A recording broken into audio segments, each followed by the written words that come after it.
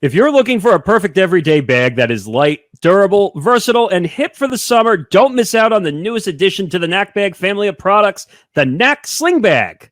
Yes, in a season full of ugly bucket hats, bootleg t-shirts, and board shorts, the Knack Sling Bag will make you the talk of the beach. It's everything you need in a fanny pack, but improved in a million different ways. It's lightweight, endlessly expandable, and stylish as all get out. Yes, indeed, the Knack Sling Bag is the perfect companion for every adventure. Check out the link in the description to order yours with free shipping on all orders. Thanks to our friends at Knack for sponsoring this episode. If you get a Knack bag, don't forget to post it on social and tag us at ETB Sports. We want to see you enjoying your Knack bag. This is Empty the Bench with Tom Albano. You guys, I'm not done, because guess what? Dan Snyder should not be owning a football team at this point. Robert Kraft very arguably should not be owning a football team at this point for dealing with sex trafficking. Nick Morgeson. The NFL and Roger Goodell try to be law, and then when they try to be law, they're like, oh, wait, that's not my job. Sorry, I'm not supposed to be doing that. And Nick Federa. The league doesn't actually give a standard definition of what sexual violence actually means, even though it does have a textbook definition. I was expecting to be disappointed, but oh, fuck. Empty the Bench starts now. He's going to do anything to keep that job, even if that means sucking off one of the owner's dicks in the process.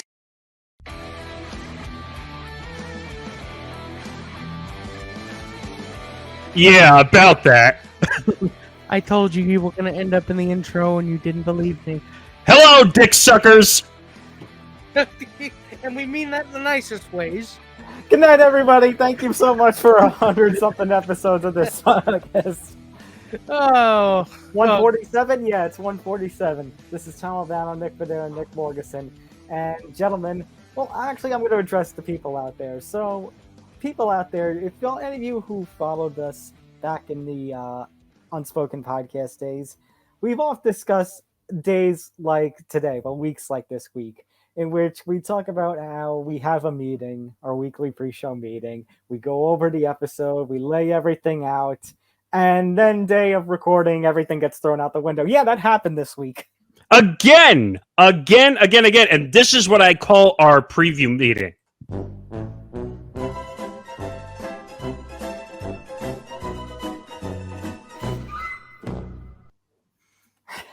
Well...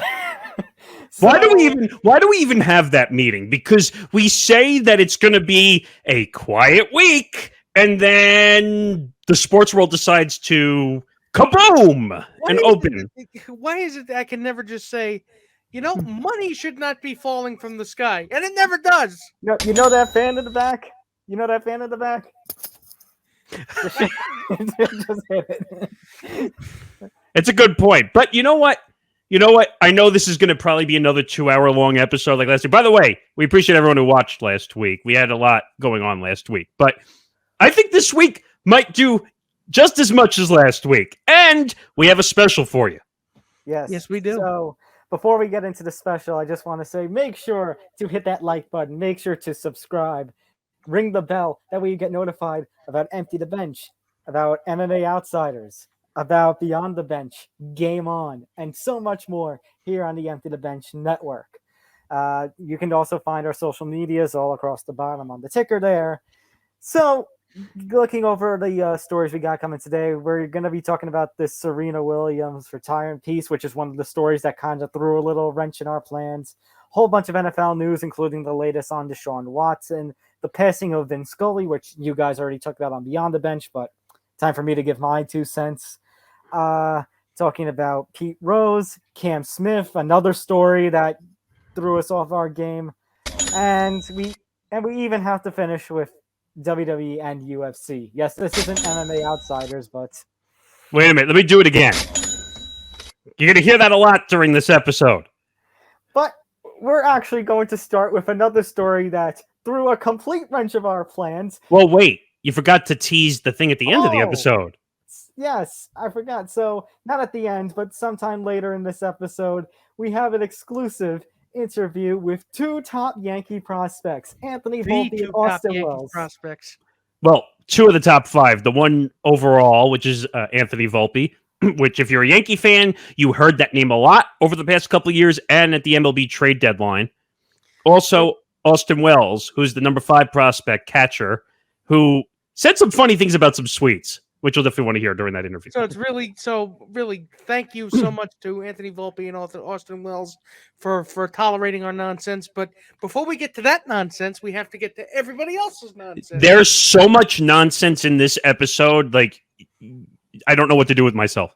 Okay, well, you're going to know what you're going to do with yourself because you're going to be ranting. So you may have noticed, by the way, people out there, when we did our promo, the lead that we did was Deshaun. And that's because we recorded it, I would say, about 12 to 18 hours before this dropped. So Kevin Durant, you may have heard, he requested a trade out a couple of months ago on the anniversary of the day that he and Kyrie joined the Nets.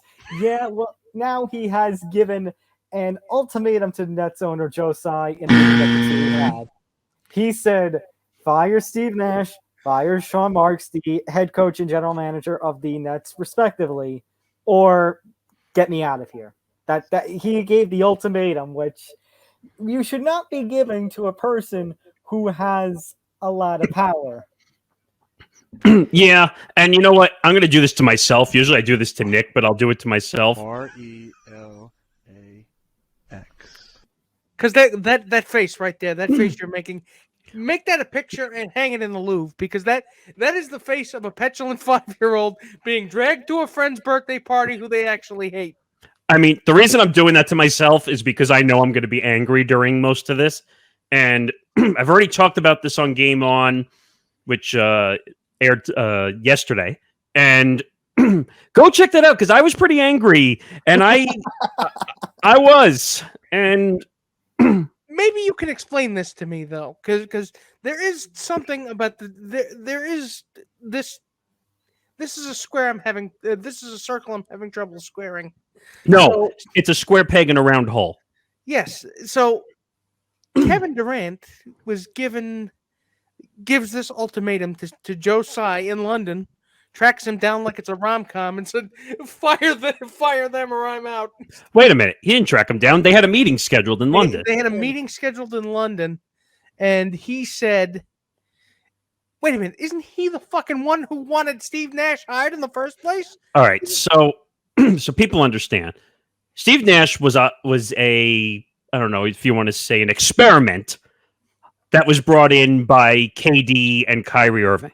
Okay, and they basically said, we love Steve Nash. Bring him in as a coach, even though he has no coaching experience whatsoever. He hasn't coached in college, high school, I don't know, some kind of rookie league, nothing.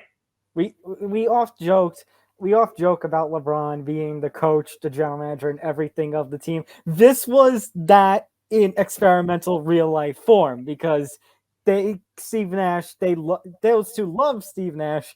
However, it was really KD and Kyrie's team. Well, I should say KD's team, because Kyrie missed a whole lot between injuries, between trying to avoid the man chasing him with the COVID needle. I'm gonna get you. But doctor chasing him down hospital hallways with a giant needle. But you know what, though? I don't have a problem with Steve Nash as a player and as a person. Steve Nash was one of the veteran guys, been around for a long time, assist leader most times in the season, one of the greatest Canadian exports to the NBA ever. Except for maple syrup and Wayne Gretzky and maybe Mark Messier. I said NBA. Right. The problem is, I'd rather have Steve Nash coaching a soccer team than an NBA team at this point, because he's a better soccer player right now than being a coach. What this looks like to me is Kevin Durant didn't realize that, or he's realizing too late that his experiment blew up in his face, like Frankenstein trying to create a monster. And then he's surprised when it tries to choke him out. I don't get it. I wouldn't even call this an ultimatum. I would call this a death threat, is what I would call it. Because Kevin Durant is basically saying, I'm going to kill you if you don't take my demands. I'm going to kill your franchise if I don't. Well, wait a minute. He already has killed the franchise, because he signed a 4-year max extension at $198 million. And now he's like, hey, you know that? It never happened. I don't want to play here now. Not unless you fire the man that I told you to hire. By the way, and we talked about this, Sean Marks is the one who brought your ass here to Brooklyn. And gave you everything you wanted, right? And on top of that, after he fought with the Golden State Warriors, because, again, he couldn't take it in his large ego, it was Steph Curry's team, not his. And the reason they won the championship is because Steph Curry is the leader of that team. He had to go leave because it bruised his ego so much. And guess what? His trade value is zero because who won the championship without KD? I wouldn't say his trade value is zero because of that. And I have to say that this not the thing that the fact that it didn't work out in Brooklyn was not all KD's fault. I think it's a lot more Kyrie Irving's fault than it is Kevin Durant's fault. Yeah, but at the same time, KD's got the largest ego I've ever seen for a player. He wants everything his way. You know what's funny? Like, KD and James Harden were teammates again back in Brooklyn, and both of them are the same way. They're both the same way. They want things their way. And somehow James Harden has destroyed how many teams now? 3, and he still gets millions and millions and millions of dollars to compete? I don't get it. Same thing with KD. You know what? I've got a little bit of a homework assignment for the two of you. Oh no. So I want you to go to Google right now and type in this word, trypanophobia, and tell me what that means. I don't even know how to spell that, to be honest. Trypano phobia. The overwhelming extreme fear of medical procedures that involve needles.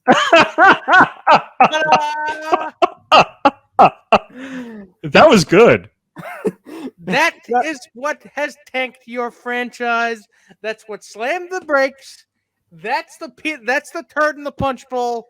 That's the pee in the pool. That's what that is. I agree. But at the same time, I will give Nick the credit that Kevin Durant is not, helping matters by saying, fire them, trade me, and go fuck yourself. By the way, I need to say, well, that's good, but I need to say one thing. I was right about the Steve Nash thing. No one wants to give me credit. I said it a month ago that Steve Nash's ass was going to be on the chopping block. I called that. Wait, didn't I say that over a month ago? Yeah, but we weren't disagreeing with you. No, but everyone was saying that I was like jumping the gun. Okay, well, let's talk about the other parts of the story, and that Joe Tsai on Twitter the other night gave essentially what seems like I am going to take the side of Steve Nash and Sean Marks. Give me a second here to pull it up. I saw the tweet. I mean, he basically was defending his front office. Our front office and coaching staff have my support. We will make decisions in the best interest of the Brooklyn Nets. Now, if you put out that tweet and you fire Steve Nash and Sean Marks, that means your word means nothing. Well, let me clarify this, and I said this to Johnny and Hank on Game. I'll say it here. If you want to fire Steve Nash, that's fine, because Steve Nash should have never have been head coach. But you can't fire Sean Marks. You can there's 0% chance you can't fire Sean Marks. You will destroy and blow up the organization if you do. So I'm going to actually take the reference I made in the pre-show meetings that we had with us, and we even have with the Game On fellas, that basically if you fire Steve Nash and Sean Marks, actually specifically if you fire Sean Marks, that sounds like another one of your favorite teams, Nick Morgeson, just a few years ago, the New York Jets, when they signed Le'Veon Bell in free agency. They had Mike McCagnon, the then general manager, make all the draft picks.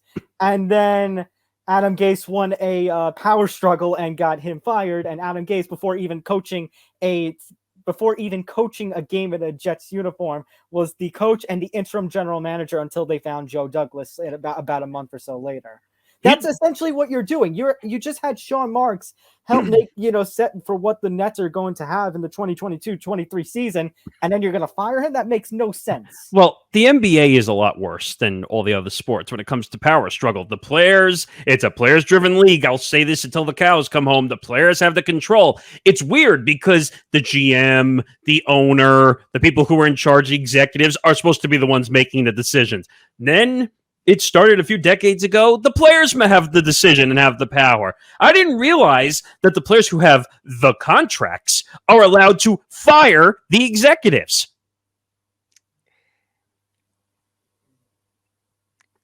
You look like you want to say something, Nick. Look, if it's an ego trip these people want, why can't they all just sit in a room and play Monopoly? I mean, if it's is an ego trip. It is an ego trip, Nick. You just hit it right on the head. It's all about ego. Kevin Durant wants to win a title without Steph Curry and Draymond Green and Klay Thompson. It's funny, though, because when they were together as a team, they won a lot. And now... But that's the question that I keep going back to. How the screaming fuck does he think he's going to do that? Because he wants to prove that he can win. It's LeBron James syndrome. He wants to win on his own. Because do you remember the media got on him for forming the first super team with Miami with Chris Bosh and D Wade? And again, that was D Wade's team. Even though D Wade slid over to the 1B position, it was always D Wade's team. In Golden State, it was always Steph Curry's team. And KD did not like it. He was jealous. I don't care. Let KD come after me and block us like Deshaun Watson did. KD is a miserable fuck on social media who is a troll and can't handle himself. So if we're going to go to the option of potentially finding another home for KD, I'm trying to find the recent report. Miami, Toronto, and there was one other. Oh, I can't remember at the moment. I know it was Miami and Toronto. I don't know. Those were the two teams that really stood out to me. Now, Miami can't really do it because they can't train Bam Adebayo due to the rookie extension because that's the guy that they want. Oh, Miami, Toronto, and Boston. I mean, Boston's going to have to trade half the team. They want him. Which, it's again, you can do those trades, but it's like what we said in past weeks. It's like what we said. It's like what we said in past weeks, and it was even referenced a few weeks ago, not a few weeks, but a month or so ago when we had on from Review and Preview. Oh, Paul Lombardi, yeah. Basically, kind of implying that these are going to need to be 3 or 4 team trades. This is going to have to be basically musical chairs of trades. I mean, if you can find a way to trade Ben Simmons and bring someone back in a 4-team trade, I'm all for it. It's this whole thing. This is Kevin Durant's fault. I don't want to hear anybody else. Kevin Durant is causing this problem because he keeps saying, I want to go to Phoenix, which is never going to happen. The current problem, Nick, yes. But the whole path that we had to getting here, I think Kyrie also played, I would even argue, a more significant role than KD. Yeah, but at least Kyrie played on teams and has actually won a title. He actually hit a game-winning shot with LeBron. So he actually can say, I hit a clutch shot in the playoffs. What's KD's clutch shot in the playoffs? Well, gee, you can't think of one, can you? Well, he's had a couple. It's just none of them have gotten a ring. Time out. Okay, but what happens if neither of these options happen? Is there a chance then, as I've asked in past week, that we have Kevin Durant sitting out for the season? Now, and people, Net fans and NBA fans are not going to like what I'm about to say. Dare him to sit out. I'm serious. Dare him to sit out. I don't care. He won't get paid. It's not so much that dare. I think he'd do it. I think he's made enough money and has the star power that I think he's fine sitting back and relaxing and not taking the pay. It's not even that. It's not even that. I'm just what I mean by daring him to sit out is say, okay, we're not trading you. Either you play here or you sit out for 4 years. He's under contract for 4 years. If he doesn't want to play this year, he's not going to play for the rest of the contract. I don't know if they'd have. I honestly don't know if they'd have the stones to sit him for 3 straight years. Well, it's not going to be the Nets. It's going to be Durant if he doesn't want to play. Well, let's face it, if it gets to that point, that's going to be a situation where Silver's going to have to step in. I already said this to you guys weeks ago that there needs to be rules put in place by the NBA that you can't sign a max deal and then after one season say, oops, I don't like it here. I want out. That's why I'm saying that. And like what I just said about Marks and everything, that a trade has to happen. It can't get to that point. A trade somewhere, somehow, some way needs to happen. I wouldn't. I wouldn't trade him. I'd force him to sit out. Then you don't have to pay the contract. I mean, you're going to have to go into rebuild mode anyway because you have to trade Kyrie through the opt-out anyway. Don't you lose the roster spot though? Like he's going to be on your active roster. You're going to have because you put him on the what's it called list? Or is there like an inactive list of sorts he can go? Yeah, it will refusal to play. So you would go on a list, you get a roster spot back. I mean, don't get me wrong, KD is top 5. I'm not denying that in any way, shape, or form. But if he's refusing to play, first of all, the Nets are going to get nothing. And I don't mean nothing as in like zero. Like they're going to get nothing that they want back right now. 1, because he's 33 years old. 2, because he's got 2 bad legs. And 3, what is he making? $43-something million coming up this season? If I'm not mistaken. Like that's a lot of money to match. And people forget this again, and I'll explain it. You have to match up the salaries to make a trade. You can't just say, it's not baseball, it's not MLB The Show, where you can turn on the MLB trade machine and say, I'm trading this guy for this guy, and I don't screw the values. Doesn't work that way. It's a bad situation. I've been a Nets fan since New Jersey, okay? I've seen bad and horrible teams. The only teams that I had that were good were the J. Kidd, Richard Jefferson, and Vince Carter days against Miami, Alonzo Mourning, and Shaq. And that went 7 games, and that was a series I think that Vince Carter like posterized Alonzo Mourning on a dunk. I mean, that was a great series, but they had no chance of winning it. A, you just dated yourself, and B, you could always become a Knicks fan. I mean, you don't have these kinds of concerns. I wouldn't say that's a whole heck of a lot better. Don't get me wrong, Barrett's a good player. What are you talking about? My mind. It's not Getter. What are you talking about? I'm as free as a nudist in a meadow. I don't have these concerns. I don't. What star players? What's that? You're welcome, Nick.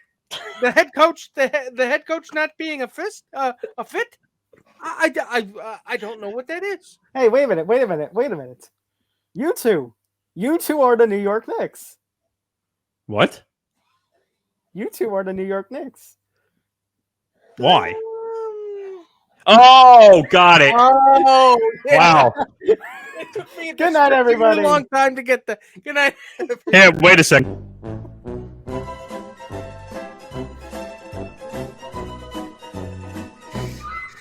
It took me a distressingly long time to get that. Wow. I was like, wait a minute. What is he saying? But you know what? You got to fire Nash. I agree with KD on that front. You have to fire Nash. He's not a good coach. Well, time out. Do you think KD would settle with just Nash's firing but keeping Sean Marks? First of all, a good GM is a dime a dozen.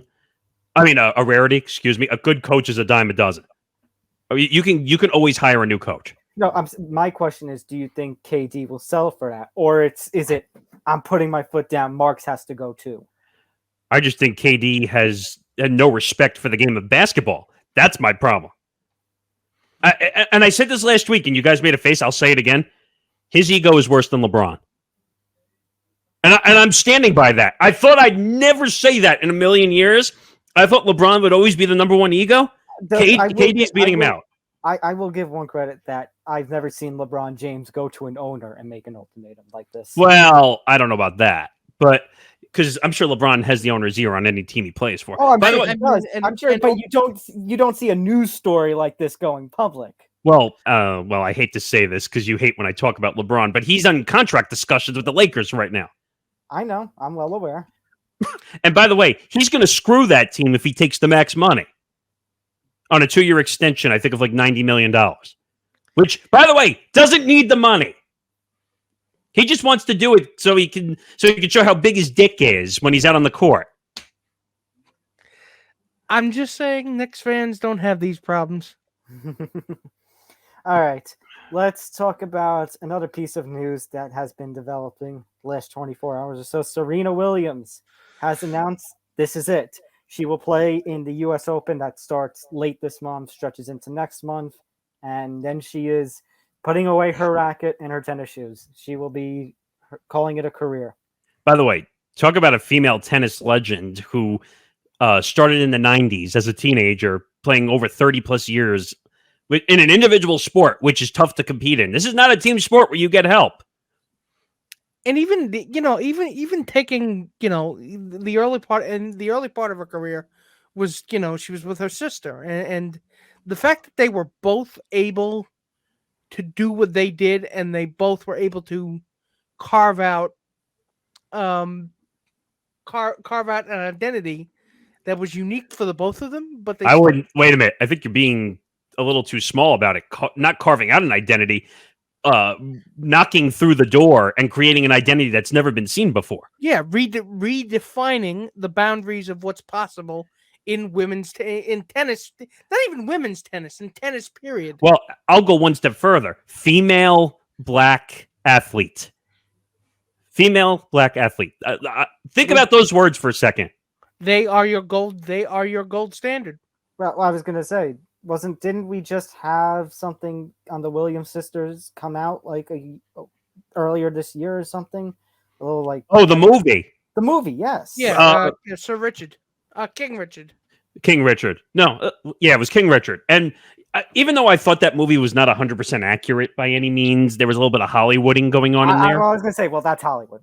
But the story made sense. They grew up in a low-income neighborhood in Compton. In Compton, right? And they got discovered and they became huge. And now they're fashion brands and they have all different types of businesses on the side. They were good tennis players first. Let me make that very clear. Correct. They were great tennis players first. They were unbelievable. They were legendary, carved out paths for their own, like you guys said. And even when adversity hit them, constantly, Serena and Venus herself too, constantly found ways to get back. Didn't Serena, was Serena the one who basically came back, or were they both came back from pregnancy and they didn't look Serena was. It didn't look like she lost a step. Well, she did a little bit, but she was still competitive. Don't get me wrong. She was always going to be competitive regardless, because that's her personality and her hard work. And it was weird over the past couple of years. She just broke up with her coach of her whole career as well. Patrick Montague, I think was the guy's name, and who was always sitting in the stands with both sisters and all that stuff. But she was a fierce competitor. She was never going to lie down to any competitor whatsoever. Now, we've seen controversies with her before. Actually, it's ironic that she's finishing at the U.S. Open, because I'm sure you guys remember the incident with the umpire in the chair. The screaming. Screaming and threatening the lines person also. Right, I remember. And she got DQ'd for that.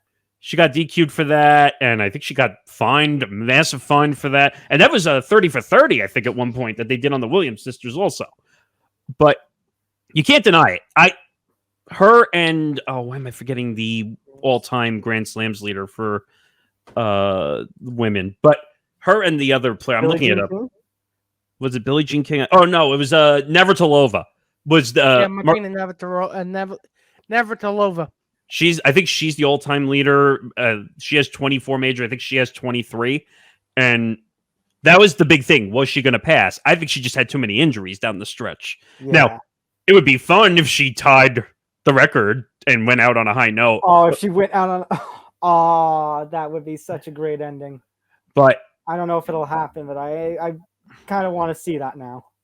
But a lot of people have been saying she's kind of moved on, and she said it in the Vogue magazine piece, not a sports entity, not ESPN, not Fox, not SI, Vogue. That was confusing to me. Please tell me you thought that was confusing. It was confusing, but you know what? These things are. That's tennis. That's tennis for you. I was gonna say, I think part of that's also just how much of a star she has become. That the Williams sisters kind of go past tennis.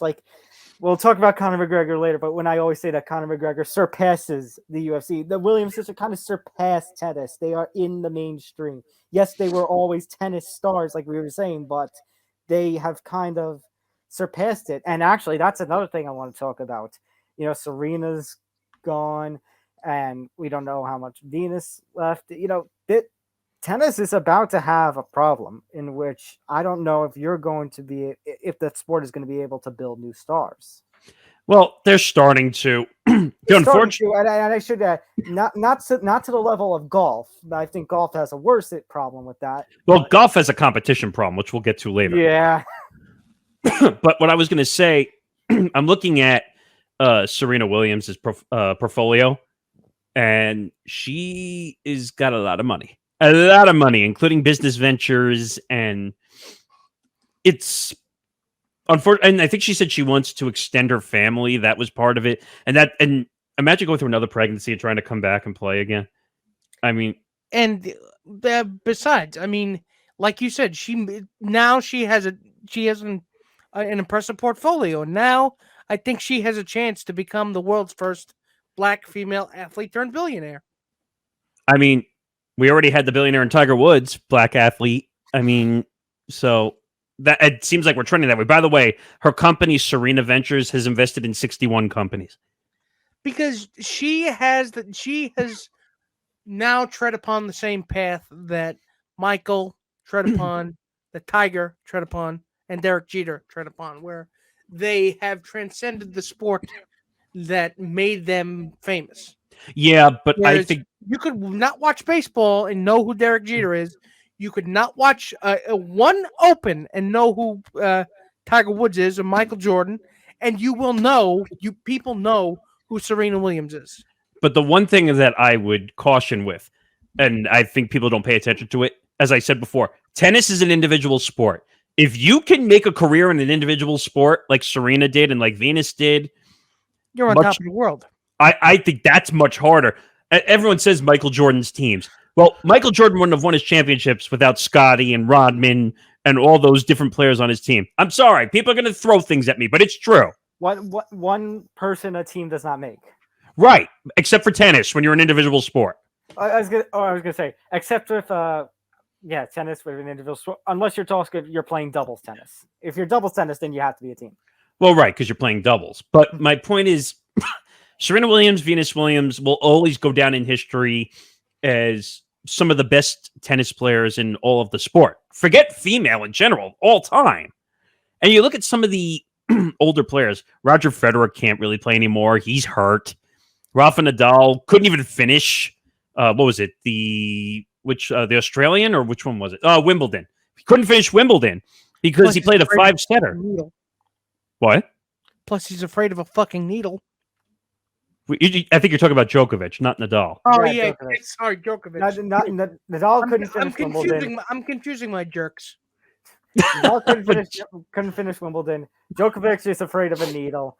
But that's what I'm saying. Like, as these guys that we've constantly talked about over the years that have been a constant mainstay and presence in not just the tennis world, but championship tennis world, Federer, Nadal, Djokovic, the Williams sisters, you kind of, and I'd even stretch to say Naomi Osaka, because we don't know what is ever going to happen to her.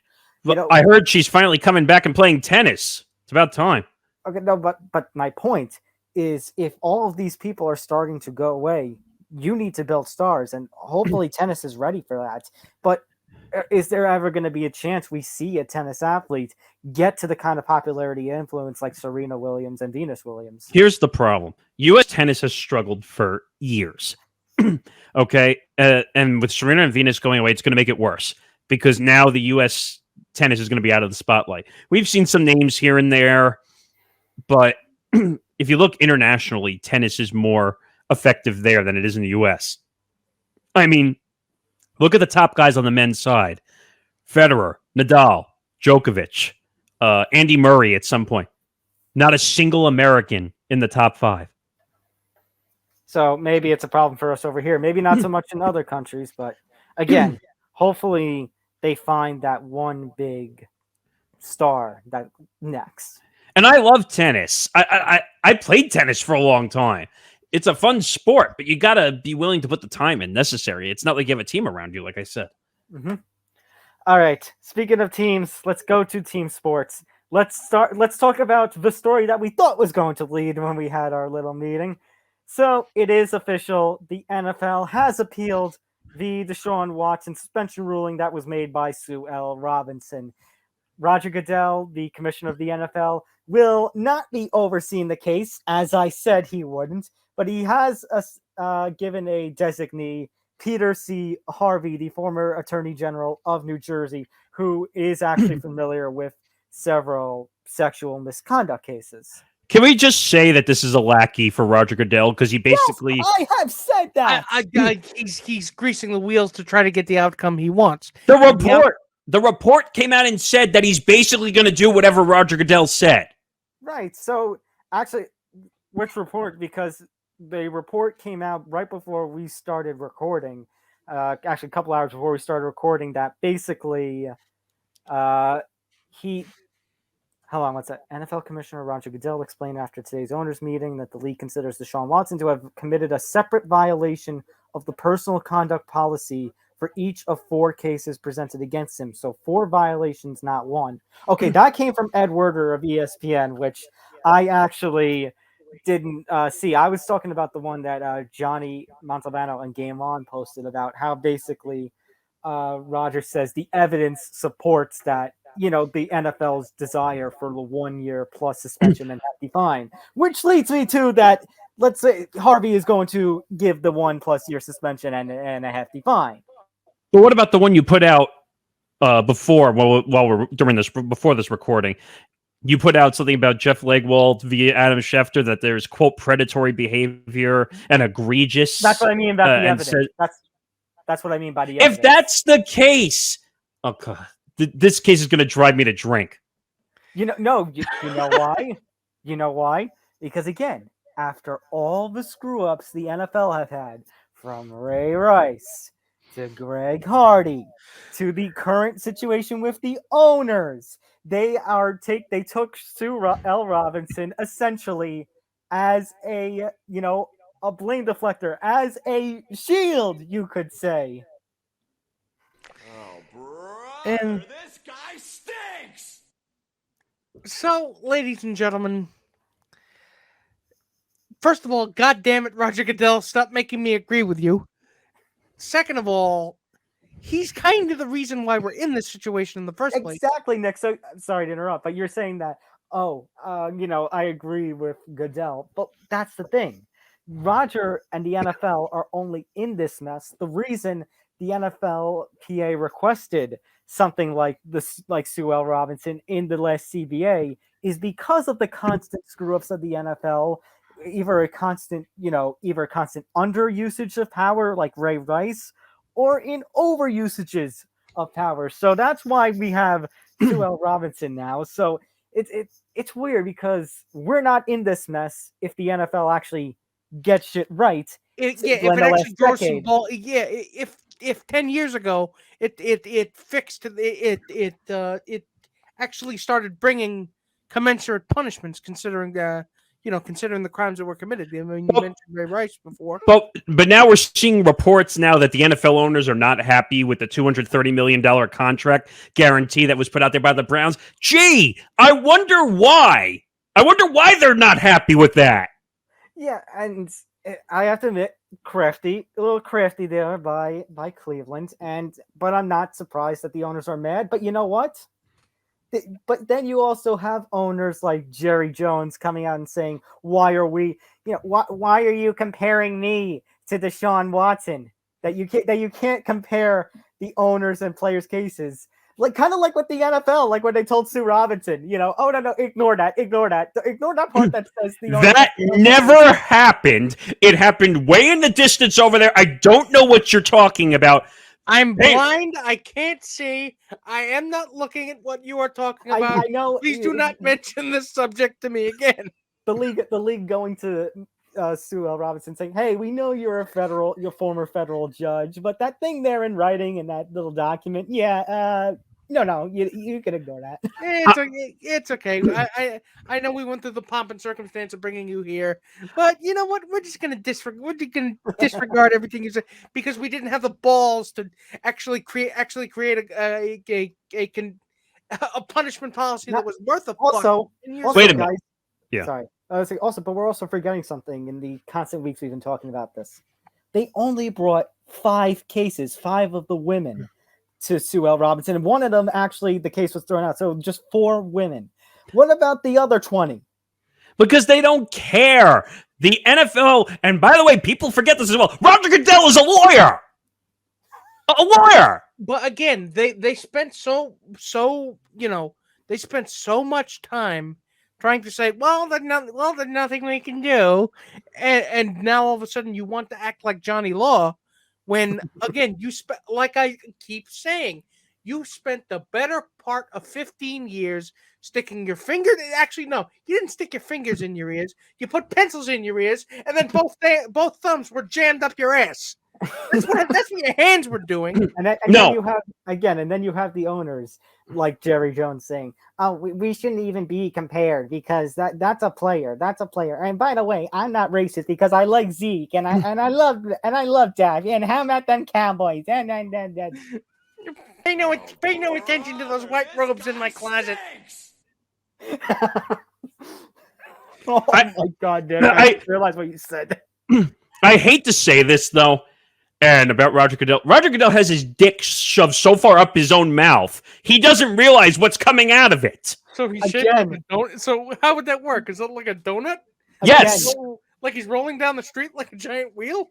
Yes. Again, Nick Morgeson, like we were kind of talking about last week, Roger Goodell is up for commissionership in a couple of years. He is going to do everything in his power from the stance of trying to protect the owners and from the stance of public perception with the league. He is going to do everything in his power and money to keep his position. But if you think that this is all of a sudden them turning over a new leaf and them saying, you know what, we screwed it up before, we're genuinely trying to get this right because it's the right thing to do. No. They're just trying to save their own asses from being scorched. As I said in the minute I did last week, there's no heroes to this story.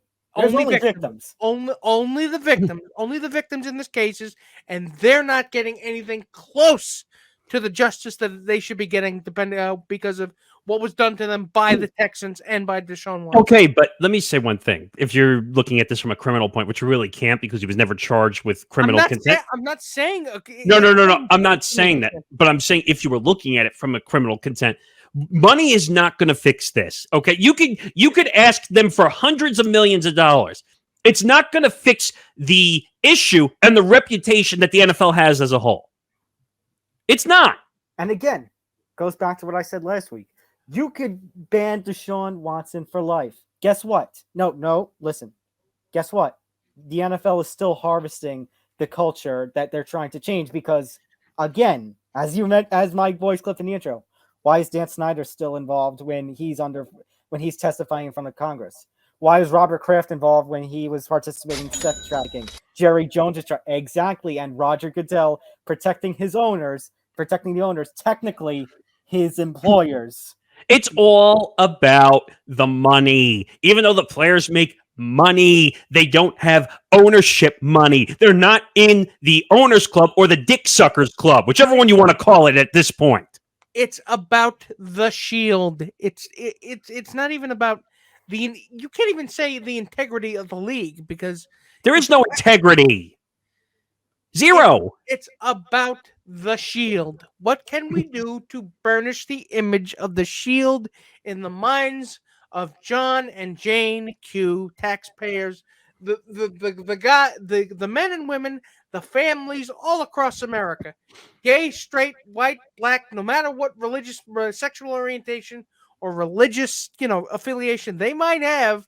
They want to make sure your ass stays right on the couch every Sunday morning and glued to football. I want to give anything that threatens that, they will destroy it. Let me give you one more point, and I was telling this to Tom before. Did you notice that there's a new naming rights for the Cleveland Browns football stadium also? Oh, the Bengals. I thought it was the Bengals. Oh, was it the Bengals? The Bengals, yeah. Oh. That goes my point. What, his toilet field still at the little too on the nose? Well, it's funny you mentioned the Browns and we're talking about the football side of things. Because guess what? There's even drama there too. Kareem Hunt. You may remember him from a few years ago. Excuse me for a second. Congratulations, dickweeds. You may remember Kareem Hunt from a few years ago, like 2017. He had that breakout game in the 2017 league opening game against the Patriots, and was just this unbelievable, great running back for the Chiefs until he ended up getting arrested as part of a DV situation, or at least a violence against women situation, and he ends up going off to. He gets cut. The Browns end up taking him. He plays second for the whole time behind Nick Chubb. Chubb and Hunt have proven to be a good duo, a pretty good duo, 1-2 punch in terms of running backs in the NFL. Well, Right. Kareem Hunt now wants to trade. He's in the last year of his contract, and he does not want to play in Cleveland. He wants bigger opportunities. And the Browns told him no. But he's not getting number one money. Sorry, not happening. I mean, that doesn't mean that there isn't an owner crazy enough to give him number one money. He's not getting number one money. I know I'm going to get this is going to come back to bite me again because I said this about Max Scherzer. But my point is, he's not getting number one money. He's not a number one running back. You There's really going to think be there's not an owner that would pay him? There's No. going to be somebody desperate. There is going to be somebody desperate. Who? Jerry Jones? I root for the team that has an owner that's desperate like that. You root for a team that has an owner that's desperate like that. You're No. telling me they wouldn't give their right, left, and center nuts to get a good running back? I know I'm miscounting nuts, but still. What am I, a squirrel? Hey, maybe you got your nuts after all. my point is, Sometimes you feel like a nut. What can I say? well, whoever's licking them, who knows? My point is that New York football would never do anything that smart. Okay? But you just said it was stupid. No, I said they wouldn't do anything that smart, is what I mean. Time out. The main point of this is that here is the state of Cleveland football right now. Well, taking the Browns to the Super Bowl does not mean what it used to. I mean, fans are not happy. That thing's still We'll go No. down. Jiggle the handle. It won't stop. No, wait a minute. I'll go one step further. Cleveland fans are not happy. Oh, brother, this guy stinks! I wouldn't be surprised if that was like the slogan or the motto for Cleveland football right now. I mean, it's the slogan for their quarterback list. Let's bring back that quarterback shirt. Well, wait a minute. Did you see they put out their projection for first quarterback, second quarterback, third quarterback, their depth chart? Yeah. Deshaun Watson's number one. No shock. It's because technically he still kind of is. Not really. Not when Roger Goodell and Peter C. Harvey get done. I know, but even the hypothetical Deshaun Watson is a better quarterback than who they've got on backup. I'd rather have Baker Mayfield at this point. Where's Teddy friggin' Bridgewater when you need him? Give me Baker Mayfield back. At least he'd make the playoffs. Teddy Bridgewater. Actually, let me check. Where is he? I think he got picked up by he got picked up by the Dolphins. He's Tua's backup. God. And Tua might not be there after this season. Tua's under a lot of pressure this season, but we'll get to that. Couple NFL weeks previews will be here in a few weeks. Yeah. Yeah, We'll get to that. We're getting ahead we'll of ourselves. guys, let's talk about baseball. And Wait, we can talk about baseball on this show? well, I hate to lead off with something kind of tragic. Yeah. Vince Scully. Actually, Vince Scully commentated football games as well, so this is a good transition.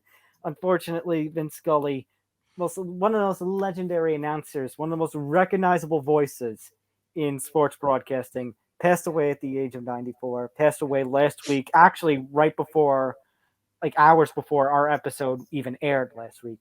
I know you guys have stated your pieces on Beyond the Bench, and you'll probably explain those same pieces, if not more, here, but I'll just give my 2 cents.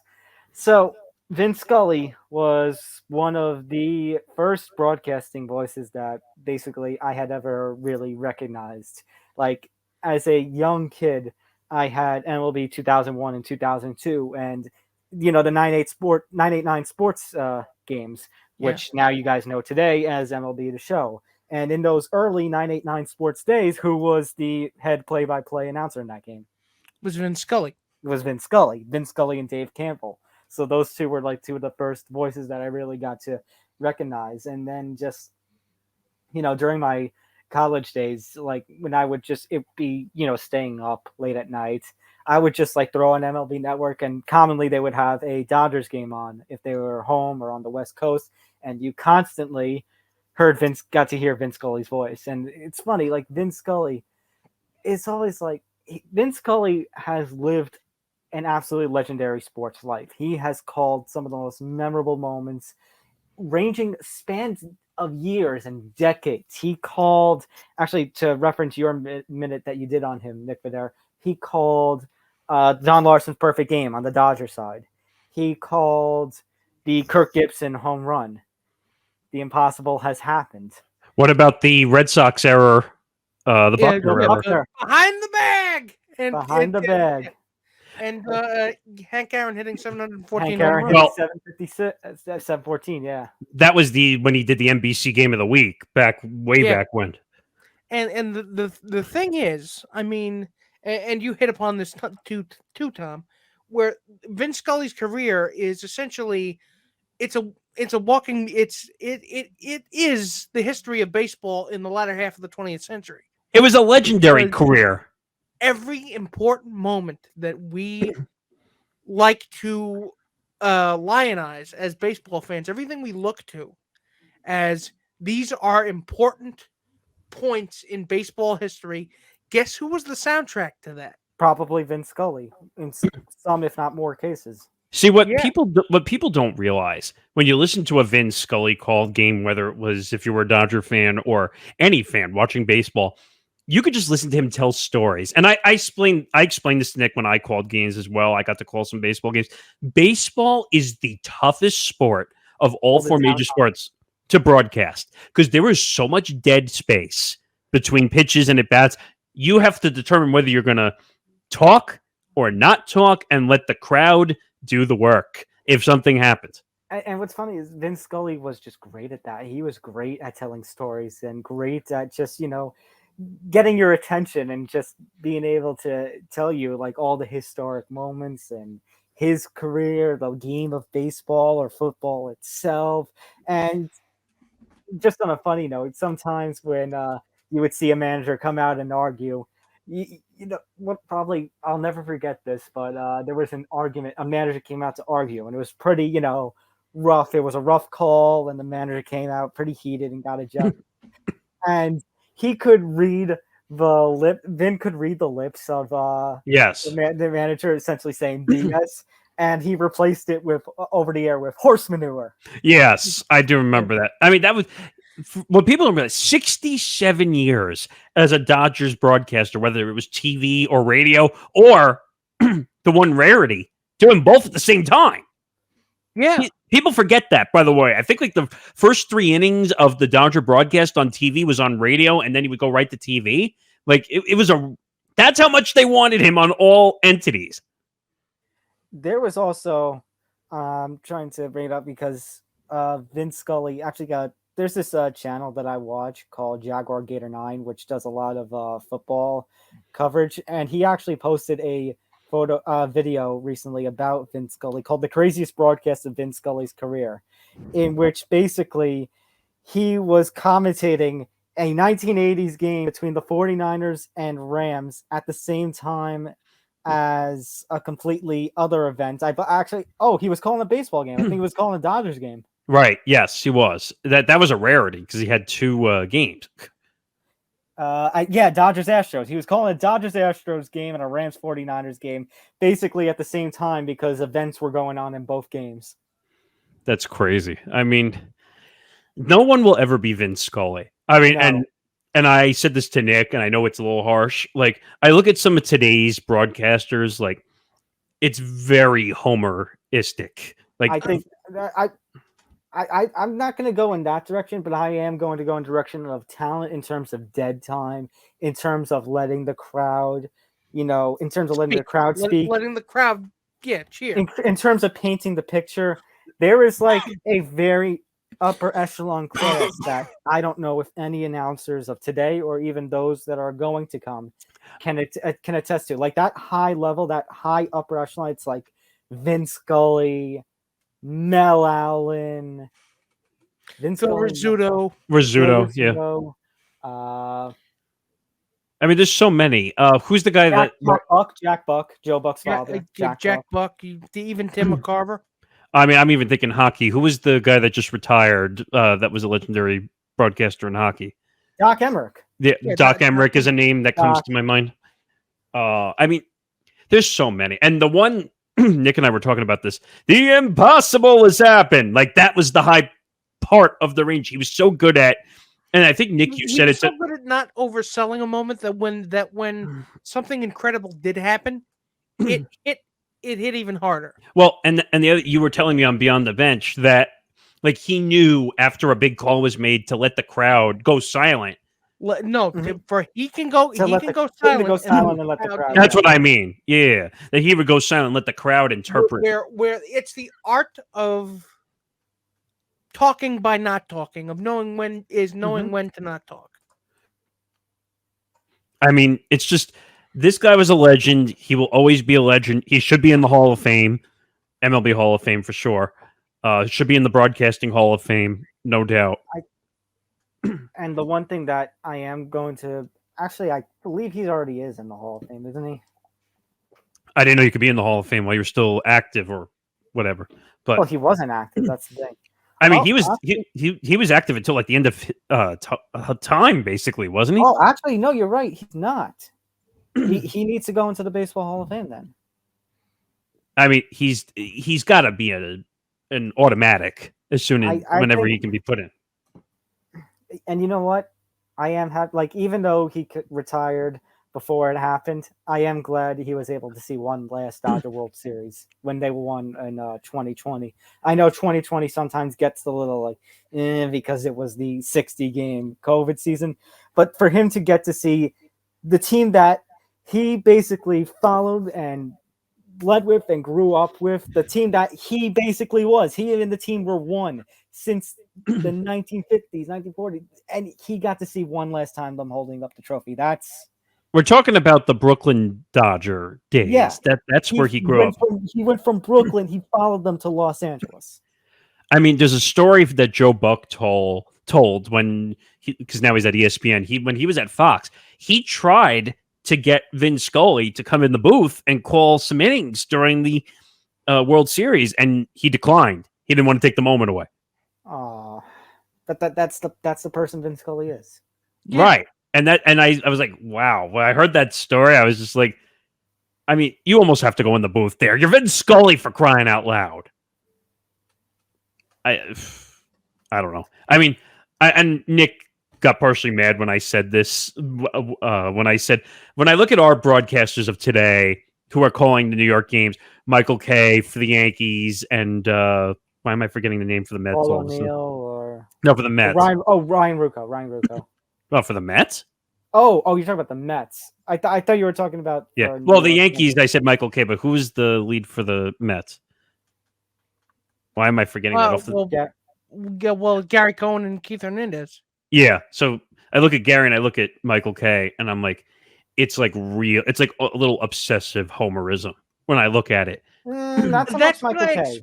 I told you, though, that's what I expect out of my, But it's a little much. Out of a network that's owned by a team. Well, a network owned by a team. Yes, two networks owned by two teams. But also remember, Vin Scully was also from a different time in which, different time, different type of announcer. There wasn't as much homerism.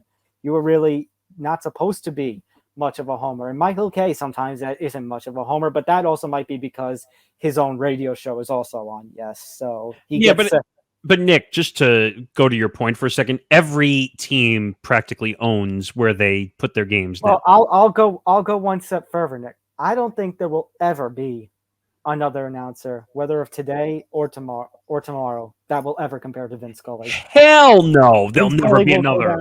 Vin Scully will go down as the greatest announcer, if not just one of all time. Like maybe you'll argue Mel Allen or Jack Buck, but Vin Scully is up there. And personally speaking, Vin Scully is my number one. Vin Scully has the number one storytelling skills of a broadcaster during a game. You could just like sit there and listen, and you would just forget, zone out while you're listening to him tell a story. And Nick said it perfectly when we were talking. Like, you would forget there's a baseball game going on sometimes when he's talking. Yeah. So, All right. Rest in peace, you legend. yes. Yeah. All right. One other baseball story to talk about. It involves Pete Rose. So a couple of weeks ago, guys, we talked about Pete Rose being able to come back onto the field in Philadelphia. Obviously, that was veterans, but this is Citizens Bank Park. They were celebrating the 1980 championship team because they couldn't do it 2 years ago with COVID. Because of COVID, yeah. Well, it's not just that. He was banned. Right, but no, I was going to get to that point. That was his first. It's his first public appearance since being banned by Major League Baseball, and took in everything.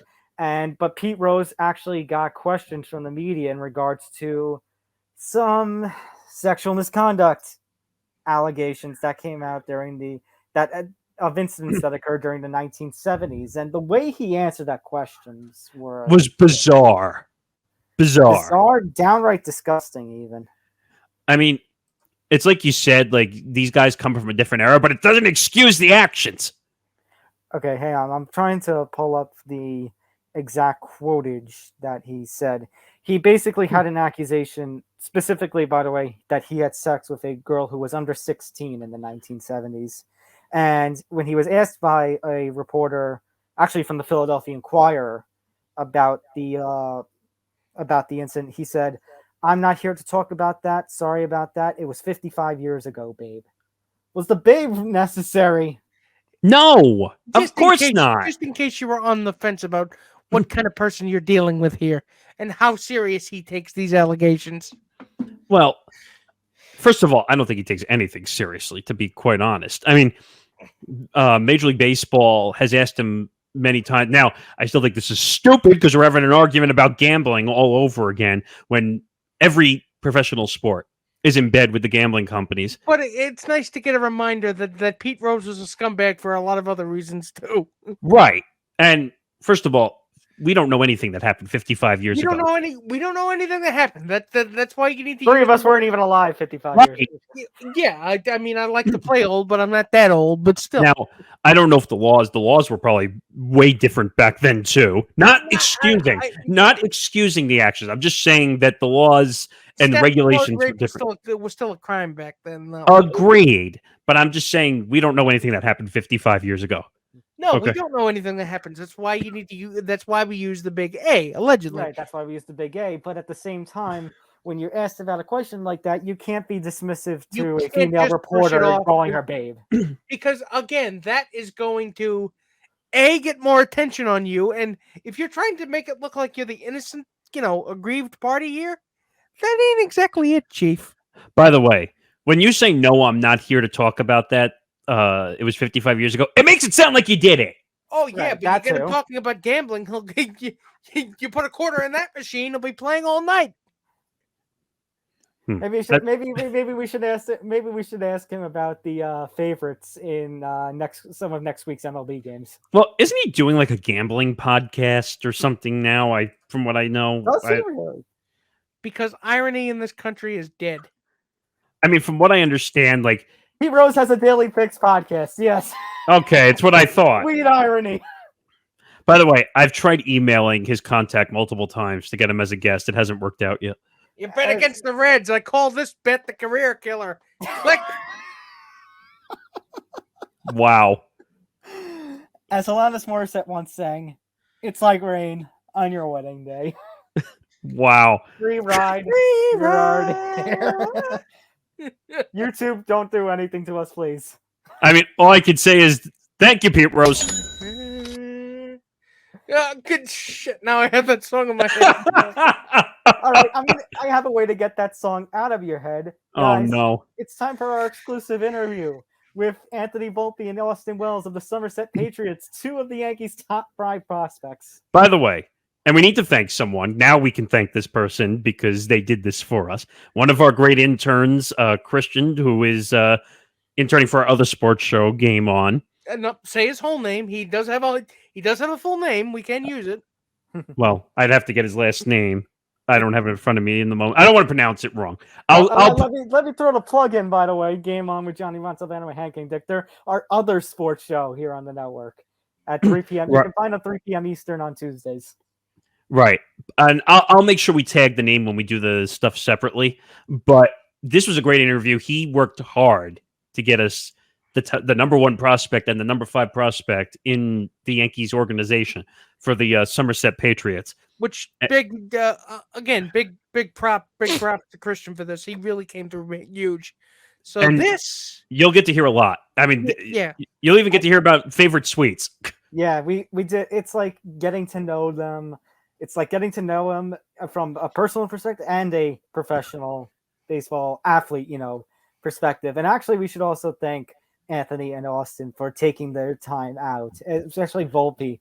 Anthony Volpe was very flexible. Austin Wells as well was very flexible with his time. And we're able to sit down, taking some time out of their busy minor league schedule to just have a little chat with us. So I'll just warn you in advance, a little bit of Wi-Fi issues while we were doing the interview. So just bear with us. I did my best to really clean this up, and I think I did okay. But take a listen, and when we come back, we'll wrap it up with some small topics, and we'll see you right back. Joining us now on Empty the Bench. This is an exciting moment, guys. Joining us are 2 of the top prospects in the New York Yankees system. We have shortstop Anthony Volpe, catcher Austin Wells of the Somerset Patriots. They play on the New York Yankees AA team. Anthony and Austin, thank you so much for joining Empty the Bench this week. Thanks for having us. So, guys, before we get into all the news with this season, let's talk about how we got here. So, what inspired you both to play baseball? Anthony, you want to start, and then Austin, you can follow behind. Yeah, I think my first memories in general have been with baseball. My family, they never really played themselves, but they're always huge fans, and they're just something that since I first had memories, I always had a passion for, and I love to play. So it was always super fun for me back then, and it's still fun for me now. So it's exciting. I couldn't hear the question. It broke up. What was it? What inspired you to play baseball? Oh, I mean, just growing up, playing with my dad, playing with my brothers. It just was one of the sports that I was just most competitive with and just learned to love. And I just continued to do it throughout me being young and fell in love with it, really. So, Anthony, you grew up in New Jersey. I believe, Austin, you grew up in you were born and raised in Nevada. What team did you guys follow when you were younger? Ask Austin this question. I followed Austin. the Red Sox when I was younger. Ow, that hurts. Yeah, and I followed the Yankees. So, I would hope so. Being a Jersey boy, you would either follow Yankees or Mets. But so as a corollary, I do need to ask the both of you. Who's your favorite MLB player growing up? My favorite player, I think, was Big Papi. So Mine was Derek Jeter. Jeter, yeah, I was a Jeter boy myself. I always loved growing up. Yeah. Growing up, I always loved seeing his influence on everything. We're based in New York. We all kind of were Jeter boys. Well, yeah. So obviously the MLB draft is this big deal because it's that first step towards getting to that mission of being in the bigs, in our case playing in the Bronx. And what was your reactions, guys, to being drafted by the Yankees? What was your reaction when you got to hear your name called in 2019 and 2020 respectively?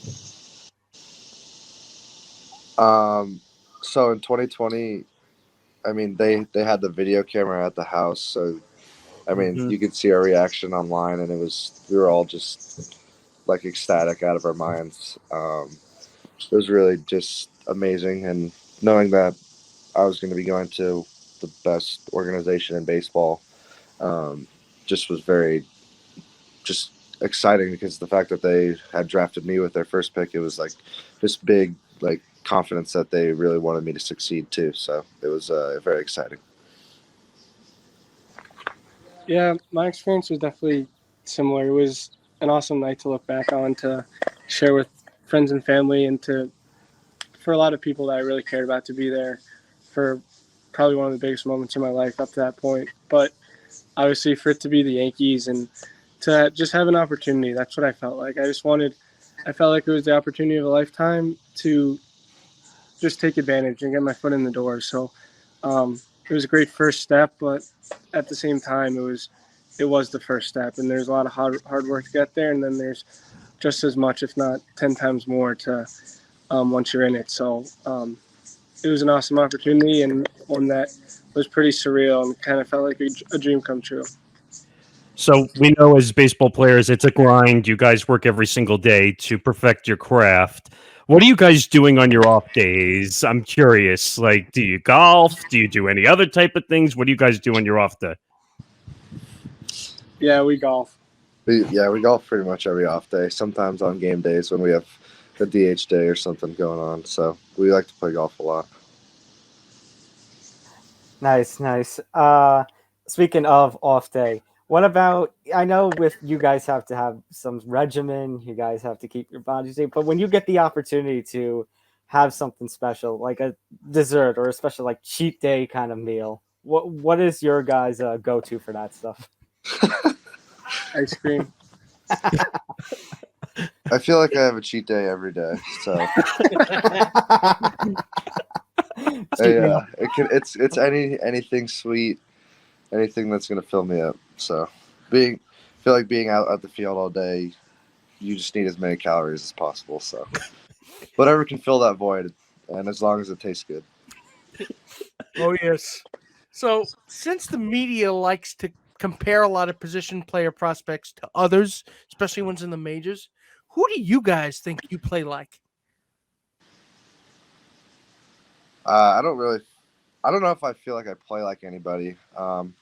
Like growing up, I never like tried to model my game really after anybody. So I mean, I feel like it's just like, for me at least, it was like I didn't want to compare myself, just because I felt like it would maybe limit myself. So I wanted to just give myself the highest possible ceiling I could and not compare it to really any player. I mean, I don't feel like I play like one person. I have like just like a bunch of different things that are different than everybody. So I don't know. I don't know if there's necessarily one person or anything like that. I think I've gotten to watch, but also play with a lot of really incredible players, and you obviously try and pick their brains and see what makes them so successful. But I think when it comes to yourself, it's just a culmination of all those things, all the players you've played with, all the great coaches that I've had that have really helped me become the player that I am and are still helping me develop and become even better. So I guess it's definitely fun for the media to compare, but for us, we're just trying to be the best players we can be. So, Anthony, obviously the trade deadline, I'm sure you've heard many rumors and many speculation about your name being floated around, obviously not getting traded. But did the thought of potentially being traded at this past trade deadline, especially if the Yankees were looking at a Soto or an Ohtani, what crossed your mind during the trade deadline rumors?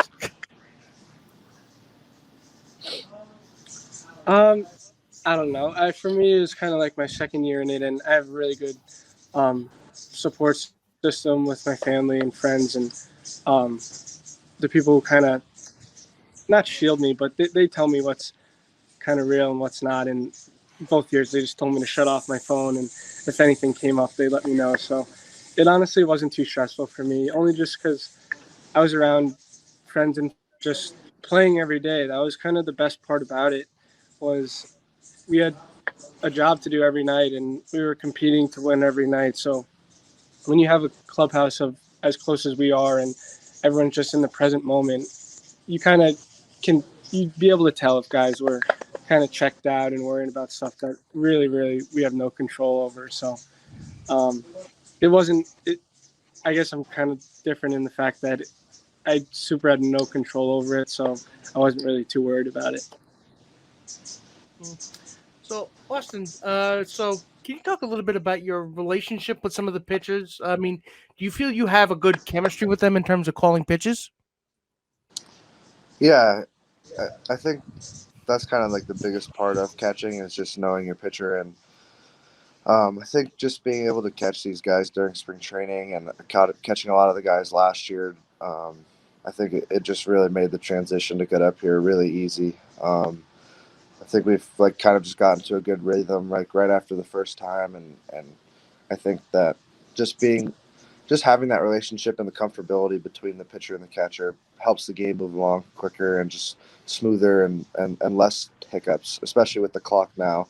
You kind of have to be on the same page, and I think that so far it's been great, and just each and every time I catch and a guy again, it's always better. It's always better time and always more smoother. So you guys, we often hear talking about prospects and top prospects and the title. Sometimes the pressure that will come to it in terms of getting you guys performing in the minors, getting you guys up to the bigs. Do you feel sometimes the pressure will worry you? Does the pressure of being a top prospect worry you at times, or is it something you don't tend to think about? Yeah, I don't necessarily think of it that much, just because while it's nice for people on the outside to consider you a top prospect, it's not something that I necessarily ever work towards. I work towards being on the Yankees and helping them win World Series, and I just feel like there's a long way to go for me to get to that place and get to where I want to go. So regardless of what anyone thinks on the outside, the work never really stops, and there's a long way to go for not just me, but every single guy on our team, because that's everyone's goal. No one's goal is to just be a top prospect. And like I said, it's definitely nice and an honor to be recognized, but at the end of the day, it's not really what I work towards. I don't want to just be considered a top prospect.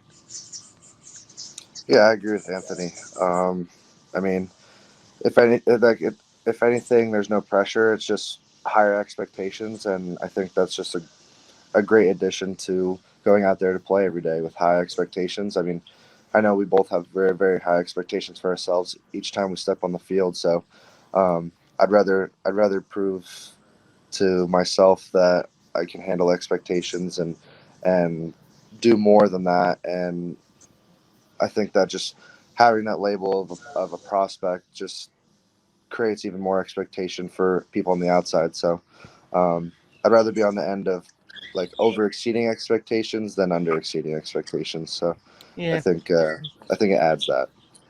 So even though we can't look too far ahead, do you think you're ready for what to expect in the majors in New York? I'm sure you've heard about it, how tough it can be. What are your guys' expectations for going to the majors?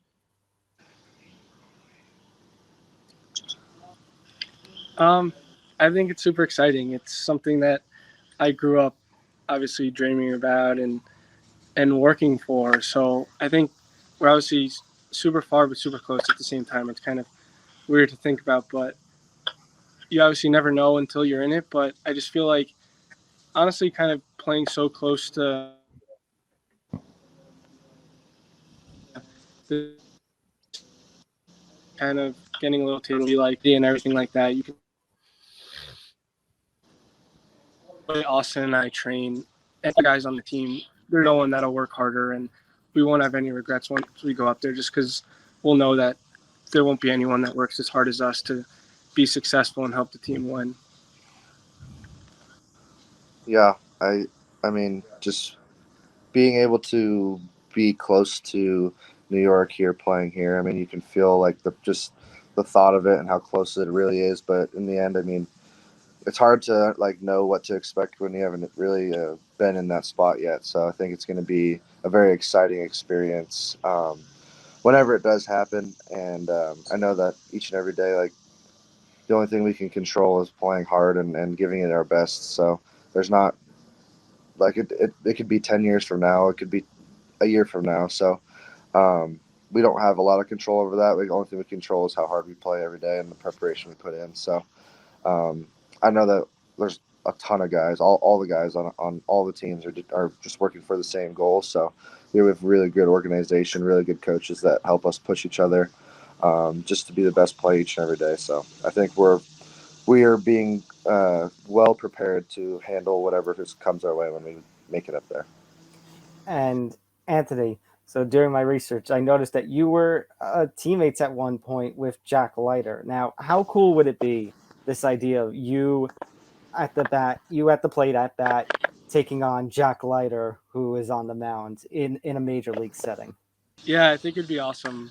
I've probably faced him over 100 times up to this point, and I always tell people he's probably the best pitcher I've ever faced, just because each time we ever face each other, it feels like he gets better and better and better. So I couldn't be I'm probably his biggest fan, but at the same time, I think it'd be incredible to face him in the big. We kind of looked at it, and we'll never play each other in the minor league, so I think it'd be awesome to face him in the bigs. So, Austin, I do need to ask this question. So, New York Yankee catchers, I mean, there's a long line in that hallowed hall. You get Yogi Berra, you have Jorge Posada, you have Thurman Munson. I do need to ask, though, who was a catcher that you feel like, wow, this guy's good? Growing up, Yeah. I mean, I always was just enamored with Salvador Perez, and I think he's just a great player, just all around. And I mean, he hits really well. So I mean, he was kind of the hot new player when I was younger, growing up watching baseball. So I mean, it was great seeing him, and I think he's just one of the guys that I watched. I mean, there's obviously Yadier Molina. I mean, he's been around forever, and he is great. So, I mean, I think I was just too young really to really watch Jorge Posada catch for the Yankees, and so I never really was seeing things that he was doing, and I really just remember watching guys in the newer age who really have caught every day for these teams and stuff. And now I feel old as hell. Thank you. But all right, guys, final question, and we appreciate you giving us the time to talk. Who is somebody on the Somerset Patriots that we should be looking at that no one is talking about right now? Well, I mean, the good thing about media is they talk about everybody, but I think, Jesus Bastidas, he's having a great year. He's not technically a top prospect on the media, but he is playing like a top prospect, and I think he's going to have a really, really great career, whether it's with the Yankees or someone else. So I think that's definitely someone who needs some more talking about for sure.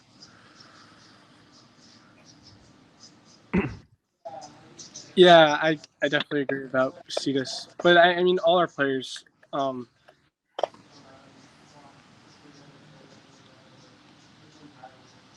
people should come out and watch it or within driving distance. I think we have studs regardless of where you go. I mean, we have Dunham up here with us, Lockridge, like Wellesley said, Bastidas, Chaparro just got back up with us, but I could pretty much go through the whole lineup. But Max Burke, Blake Perkins, there's a lot of guys, but I just think that there's a lot of impact major leaguers that are playing up and down the organization for us. So I think a lot of people should definitely try and go out and watch as much as they can.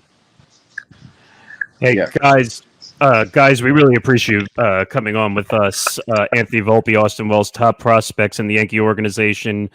Guys, good luck in the future, and we can't wait to see what goes on with you in your career, okay? Can't wait Thank to see you, you man. grow. Appreciate it. Yeah. Big thank you again to Anthony Volpe, Austin Wells of the Somerset Patriots, the AA affiliate of the New York Yankees, our beloved New York Yankees, coming on, talking with us. And the fans, I can tell you from personal perspective, now that you've seen that, you guys are going to love them when they come up. And by the way, if you like their personalities, but you've never seen them play, take the time out to watch some highlights of them or watch a Somerset Patriots game. Yeah, I mean, this interview was great. We got way more than we bargained for in a good way. We got to learn all different things. We got to learn about the organization. And by the way, if you want to see the interview, it will be in its entirety separately. youtube.com/ETB Network, our YouTube channel. Go subscribe. Go subscribe right here. Go subscribe, and you will see the whole interview in its entirety. So go check that out. It was a great interview. All right. Just a couple more topics before we wrap things up here. LIV in the news again. A little bit of another one of these little breaking news stories from the past day or so, causing a little spin here. Kent Smith, the number 2 golfer in the world, who just won a Open. What was it? The Open in St. Andrews. In St. Andrews. Yeah, is signing with LIV Golf. Yeah, when someone says, "Hey, you just won St. Andrews, we'll give you $100 million." So I think their strategy once Tiger turned them down, I think it was okay. We'll buy everybody else because it's pretty obvious that they are. I don't know where that money comes from. I know they say it doesn't grow on trees, but technically, since the paper it does. So at this point, how much did they pay him? $100 million. $100 million. $100 million. Actually, they're saying $100 million plus. They don't know the exact number. $100 million plus to play golf with them in an exclusive contract. And the controversy here, if you don't know, because context is necessary. Actually, let me just clear up one more thing. Apparently, he was offered the deal before he played in the Open. So now, So now it's just a sweetener. But the controversy with LIV Golf is apparently that this league is Saudi this organization is being funded by is partially funded by the either figures connected to the Saudi Arabian government, because I don't want to actually say Saudi Arabia because that's a little bit it's too general. Too general. It's a little bit painting with a broad brush. Well, and you don't want to do that. So here's the problem. So he was at a press conference for the FedEx Cup playoffs, which is coming up. Smith was asked about the report during his press conference on Tuesday afternoon ahead of this week's first FedEx Cup playoff event in Memphis. Quote, "My goal here is to win the FedEx Cup playoffs. That's all I'm here for. I have no comment on that." Well, I don't know if he'll be playing in the FedEx Cup now. The money says more than words ever could there, Cammy. Congratulations, dickweeds. You know what? No. He's not the dickweeds because he's not the dickweed because you know what? We're the dickweeds because he's got $100 million and we don't. Yeah, but you keep telling me that that people shouldn't be taking that money. Again, but asking golfers to have those kinds of moral compunctions is like trying to squeeze blood from a stone or trying to ask a rat to do complicated algebra in Mandarin. It's not going to happen. Okay. Well, I'll ask you the question again. I don't like it. It sucks and it's shady as hell. But you know what? In the society that we live in, money talks and bullshit rides the bus. Unfortunately, I need to ask a question. And then I'll let you go because I still don't believe the answer you gave me last time to this. If someone came to you and offered $100+ million, what are you doing? If I was already wealthy and they offered me $100 million. No. In your current state, current situation that you're working in, offered me $100 million to cover LIV Golf. Or just say they offered you to do $100 million to do anything with them. Doesn't matter what. Well, let's be careful there with the anything. You know, I'm talking about, so if they asked you to do podcasting or media, just to make it what we're doing here. I would probably have a problem with it. I know it's because I don't have the check in front of me, and believe me, those zeros could make a lot of problems go away. But honest to God, I expect better of myself. I don't expect better of them. Well, does that make any sense? Can I add what I'm going to say? And it goes back to you were doing a repeat. Well, I'm going to do a repeat now, guys. I guarantee you, within the next decade, maybe 15 years, one of these big 4 sports leagues here in America, one of them are going to do a series in Saudi Arabia. Well, golf you're either going to have a Super Bowl in Dubai. I wouldn't say that, but I could see the NBA going for a regular season game or two. Golf was already doing events in Saudi Arabia and right. WWE. WWE, I'm, but Well, that's my point. Dubai is not Saudi Arabia, is it? What? And so, you're talking about the UFC, Abu Dhabi? Yeah. Yeah, no, that's separate. But my point is, one of these big four, the MLB, the NBA, NHL, someone is going to go over and play regular season games there for like 2 or 3 games. I'll give you one. I'll give you one. F1. How many different areas around the world have they been to? Okay, you talking about. Oh, never mind. No, you're right. F1. F1 has been to Russia, Australia, Dubai, Egypt. I mean, like, they've been around the world and then some. Well, F1 is a global. They're a global organization. Yeah, but time out. But Nick and Nick, that's my point. You're seeing all the global efforts that MLB is taking, NBA is taking. You don't think even NFL is taking. You don't think one of these leagues is going to have the idea? The NFL is a shill for money. The only one that I think absolutely would not do it is NASCAR. What? NASCAR what are you talking about? NASCAR would not do it. Wait a minute. NASCAR would not do it. If NASCAR was offered $100 million to do an event in anywhere, they would do it in a heartbeat. Nick, big American flag, USA. Big American flag. That ain't happening. Not that NASCAR vibe.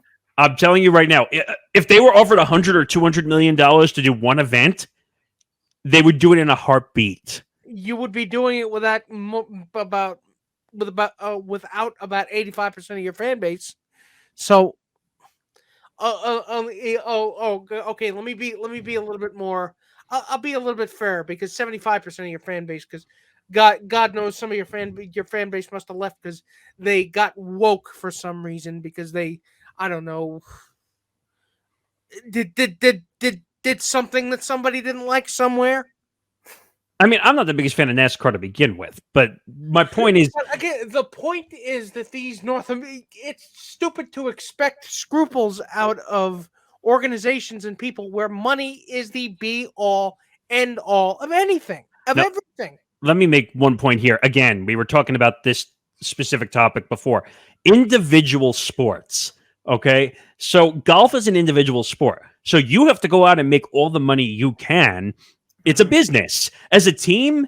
You know what? No, you know what else? Hockey might do it. NHL might do it because they do have a strong international component. Well, yeah, because they have a lot of Russian hockey players. Yeah. So... hockey players from all over the world. But on that same token, you could argue the NBA. That the NBA might. God, the NBA's played at O2 Arena. I don't think Adam Silver would, because I think a lot. Nick, I think so. Adam Silver would have a problem with it. Nick would. He would sell his soul for $100 million. Adam Silver would do it, but you're running the risk of 75% of your league, guys. Okay, how about we all in agreement? Rob Manfred would do it. Rob Manfred would do it. He would do it. Wait a minute. How many years in a row did they play in Japan for opening night? not only would he do it, he would probably have them build a baseball. They'd probably have him build a baseball diamond on the top of a huge skyscraper.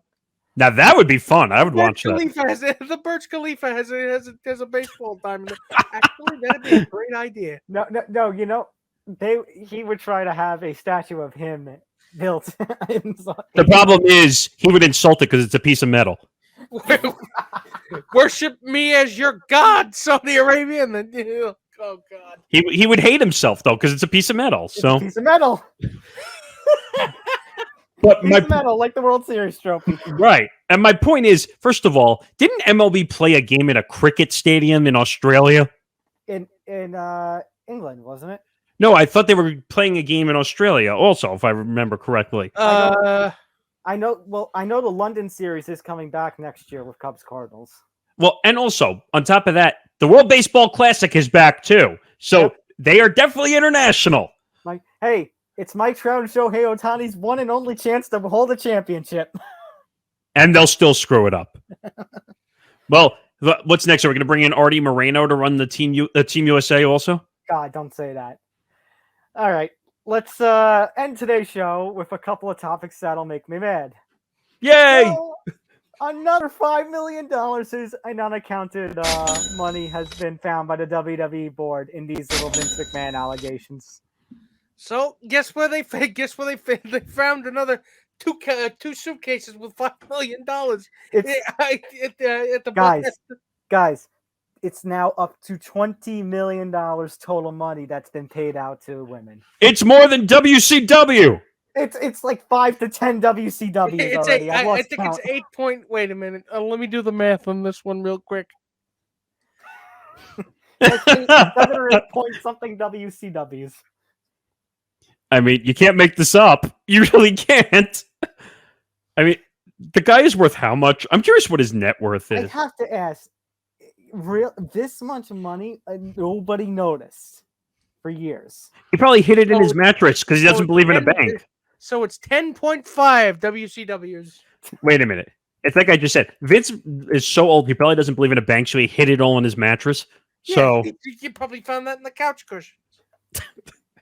I mean, you're gonna find out a lot more shady shit about old Vince now that he's packed up his bindle and went sailing off into the distance. And by the way, according to what I found, he's worth $2.5 billion. Oh, also note, guys, that we kind of figured, but official John Laurinaitis has been officially fired by WWE. Scapegoat! No, not so much scapegoating now, since Vince is also out. So, well, scapegoat. And if I was Triple H, I'd be, first of all, I'd be ruining the mess that Vince made. This league that guys, I've been watching Raw the last 2 weeks. Oh my god, it feels a little. It feels different. You know, wait a minute. They know what the word wrestle and wrestler means. Yes. Like different in a good way or different in a bad? It's different. It's not slow paced anymore. There's people that Vince released from during his time running NXT that he's bringing back. It's different. It's actually not too different, but again, like I said, slowly over time. Wait, explain to me what wrestling and wrestler is. Well, you can't ask Vince that because Vince is gonna. Yeah, so it's guys in funny tights throwing each other around. No, I'm being facetious. I know. Well, Vince. You can't ask Vince that because he's going to say, no, we're not wrestling. We're sports entertainment. Yeah, kind of like when a football player juggles or a baseball player beats up a clown with a baseball bat. That's sports entertainment. All right. Speaking of entertainment, our last story here is not entertaining to me. In fact, I have to say this, guys. I think this is the least I've ever cared about Conor McGregor. Earlier today, Zan and I were talking about this, and we were like, "Do you even care about this?" No. I'll do it for you. Wait, I'll do it for you. RELAX. Oh, fuck you. Go back to counting your pigs. I think another piggy. I think another piggy left. Wait a minute. His OnlyFans account. Better catch him. Go run back to your little girlfriend, who is the Blue of Earth or whatever her name is. Oh, you mean the one that's actually a witch? Supposedly. What's that drug that she was taking? I can't even remember at this point. We're getting off topic.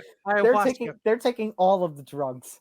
They're taking all of the drugs. All right, tell us more about Conor McGregor. Okay, so Conor put out a little tweet basically implying he's never going to step foot in the cage again. That tweet came one day after it was announced that Conor McGregor will be starring in a remake of Roadhouse. So he's basically Conor McGregor's gone Hollywood, everybody. Wait a minute. He wasn't going Hollywood already because he's doing a pretty good job at faking it. I mean, they're not doing a biopic about the guy who invented Lucky Charms? I mean, what is this, the 4th, 5th, 6th time in the last 6 years he's retired? Can we just send him off to WWE so he can be a fake version of himself? I mean, but there was a time where he was on top of the world, so I... Wait a minute. You mean him and Masvidal, which you said should fight? I said that today on episode 1 of MMA Outsiders. I said, Dana, you need to book Conor versus Masvidal now before that fight gets away from you. I think he is, like you said, Conor McGregor's ascendancy is the sideshow era of He is a sideshow. And yet, guys, he doesn't need the UFC. The UFC needs him. I know Dana has constantly said we can make another star. I don't know if anybody will ever reach the stardom level that Conor McGregor did. I mean, he's too busy giving $250,000 to his nephews or something. Yeah. I mean, he has that money, but he can't afford to pay his fighters. I mean, at a certain point, you just have to wonder. Wonder what? You just have to wonder. Yeah, you just have to wonder. What was it all for? What was it all about? What was the point? Money. Exactly. All right. You know what I have to wonder? If this episode is actually finished, and I believe it is. Wait, we made it? We made it. Made it at the other end, yep. So thank you to everybody who stuck with us for a second week in a row of a long episode. Again, make sure to hit that like button. Make sure to subscribe. Make sure so that way you can get all notifications. Empty the Bench, MMA Outsiders, Game On, Beyond the Bench, Living Life, Fruity Cereal, so much more on this network than just us. So make sure to ring that bell. Ring the bell. Check out our podcast network, youtube.com/ETB network as well. Go check it out. And make sure to... Yeah, go ahead. Yes, Nick? Go ahead. No, you. You. How did I know that? That was the way this episode was going to end. I know. Big thank you to our sponsor. Yeah, as big always. thank you to our sponsor, Knack Bags. Of course, you can go to knackbags.com to get your Knack Bag today, and you can use the link in our description. Below the screen. You use that in the description to get free shipping on every single Knack Bag you buy. If you're taking on vacation, even if you're taking it to the bathroom with you, there's a Knack Bag for every single lifestyle. Because what kind of life is it? A one bag life. Even when you're flushing the toilet, go to knackbags.com. Oh, God. This episode went actually shorter than I thought it was going to. All right. And also make sure to follow us on Facebook, Twitter, and Instagram at ETV Sports. Make sure to follow us on Facebook, Twitter, Instagram, and TikTok at ETV Network. And you also will see you have been seeing our social media accounts, our individual accounts scrolling across the bottom there on the little ticker. I think that's it, boys. Anything else you got to say? NFL previews in a few weeks. The NFL season is approaching. A lot of content will be coming from us and from Game On. I cannot believe the NFL season's already on its way. As you would say, don't wish the summer away. Yes, let's have this one last month of summer. God, by the way, it's been hot the last couple of days. It has. Ooh. Yes, it has. All right. So go. Hopefully the weather is nice wherever you are when you're listening to this or watching this. Go enjoy it. Go enjoy the rest of your day. Nick Videra, Nick Morganson, I'm Tom Aldano. We'll see you next week. Take care, everybody. Good night, everybody. Good night, everybody.